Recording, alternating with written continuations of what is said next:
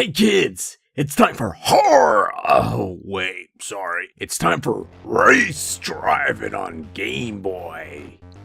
Because apparently Horror Drivin 2 wasn't a cool sounding name or something. I don't know. Jesus Christ. By the way, did you know they actually did release a Hard Drivin 2 in 1991? But only came out for the computers of the time. The Atari ST, the Amiga, the PC, that sort of thing. That would have been interesting, but I digress.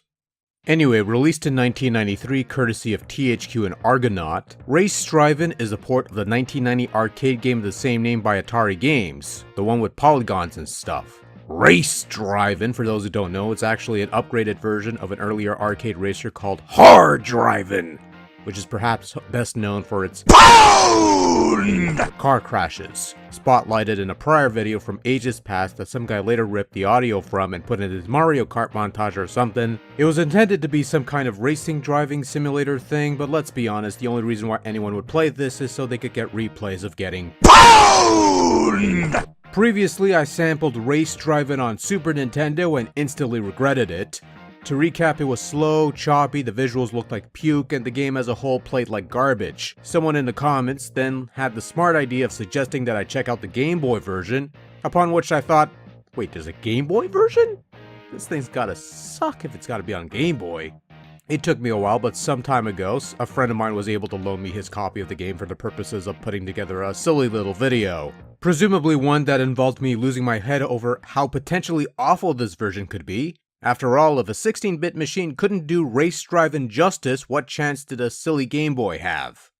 Couple play sessions later, however, I found myself caught by surprise by how well Race Drivin plays on the Game Boy.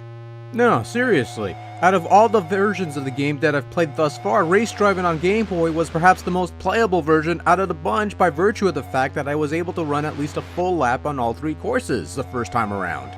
Never actually qualified at any point, but it's still a big step upwards. And the experience only got better from there as I was able to run more laps along the way, and you know what, this was actually quite enjoyable to a certain degree, and a nice pleasant surprise to find something like this that actually somewhat worked the way it's supposed to.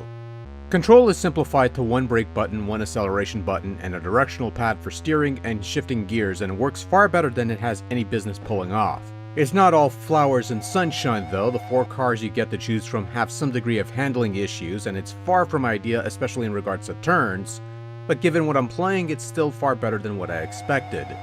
Feature-wise, it's pretty much the full package. You have 4 cars to choose from, each with their own quirks and perks. You have 3 tracks to play with, the original stunt track from the Hard Drivin, as well as the additional autocross and super stunt tracks from the sequel. Your overall goal is to race through the tracks before time runs out. Once time runs out, it's game over. But if you manage to complete a lap under the qualified time, you'll be entered in a race against the Phantom Photon, which sounds like the name of a terrible MacGuffin for a rejected episode of Star Trek or something. I don't know, maybe it'll pop up in Discovery or something. But anyways, you race the Photon, you beat him or her or whatever, and you win! Yippee!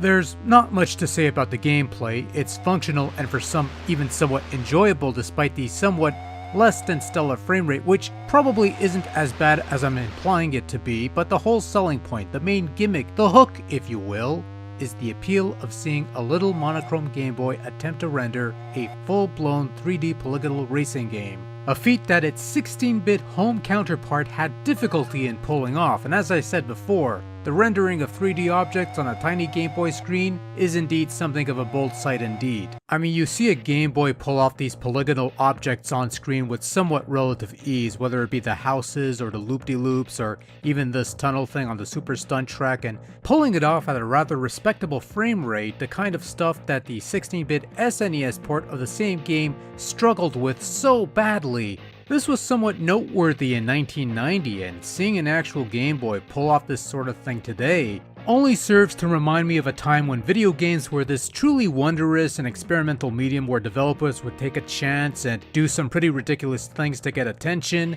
and coincidentally those were also the days when developers would have to be, wait for it, creative and ingenious in order to port a high-tech video game onto a system with very inferior hardware.